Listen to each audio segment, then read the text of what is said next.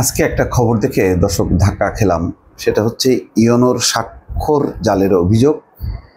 পদ হারালেন উপজেলা জামায়াতের আমির। এটা হলো লালমনিরহাটের হাতীবান্ধা উপজেলার আমির হাসেন আলী। ধাক্কা খেলাম এই কারণে, ধরেন এনসিপি সমন্বয়ক, বিএনপি, এটা কমন একটা ফ্যাক্টর। সেখানে জামাতের বিষয়টা কিন্তু সচরাচর আসে না, মাঝখানে দুই একটা এসছে। এগুলো মনে হয়েছে বিচ্ছিন্ন ঘটনা। এই ঘটনাও যে একটা পরিকল্পিত ঘটনা বা চেইন ঘটনা তা বলবো না, এটাও বিচ্ছিন্ন ঘটনা। কিন্তু দেখেন, মানে এরকম পদের একজন মানুষের বিরুদ্ধেও স্বাক্ষর জাল, ইওনোর স্বাক্ষর জালের অভিযোগ আসছে। তার মানে বুঝতে পারছেন যে পুরো সমাজ, রাষ্ট্র যখনই কি দুর্নীতিতে আচ্ছন্ন হয়ে যায়, আপনাকে বিচ্ছিন্নভাবে মানে সৎ থাকাটা খুব কঠিন।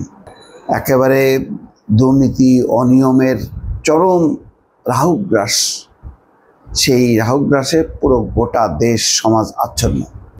সেখানে জামাত তুলনামূলকভাবে কম, কিন্তু একেবারেই যে নেই সেটা কিন্তু এখন বলা যাবে না এই ঘটনাগুলো দেখে।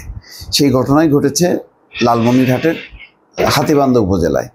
সেখানে কি হচ্ছে, সেখানে হাতীবান্ধা উপজেলার মডেল কলেজে শিক্ষক কর্মচারী নিয়োগের ক্ষেত্রে উপজেলা নির্বাহী কর্মকর্তার স্বাক্ষর স্ক্যান করে জমা দেওয়া 13টি নিয়োগ ফাইলে জালিয়াতির অভিযোগ করেছে মডেল কলেজের ভারপ্রাপ্ত অধ্যক্ষ এবং উপজেলা জামায়াতের আমির হাসেন আলীর বিরুদ্ধে।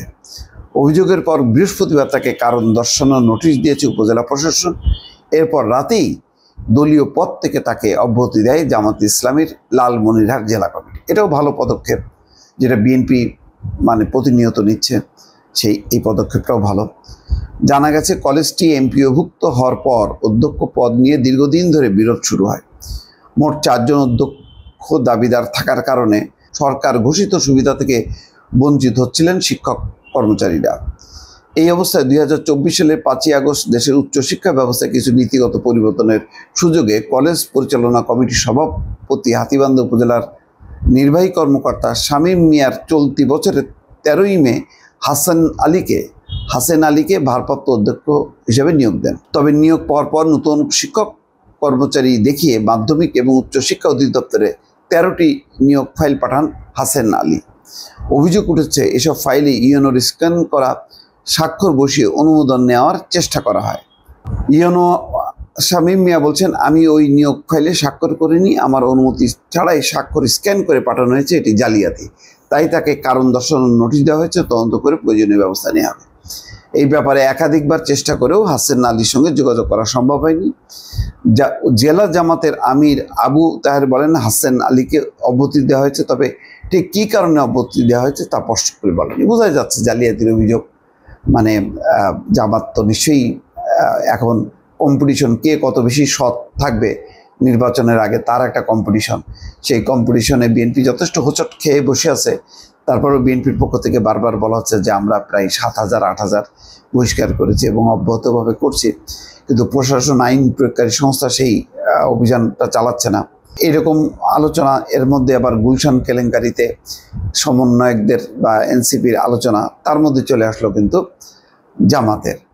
তবে এখন পর্যন্ত বলবো জামাতের এই ঘটনাটা মানে খুব বেশি যে একেবারে ভাইরাস আকারে, ক্যান্সার আকারে ছড়িয়ে পড়েছে তা না, তবে এটা খুব সিগনিফিকেন্ট, এটা মাথায় রাখা দরকার। সেই কারণে দর্শক আপনাদের সামনে এটি উপস্থাপন করলাম।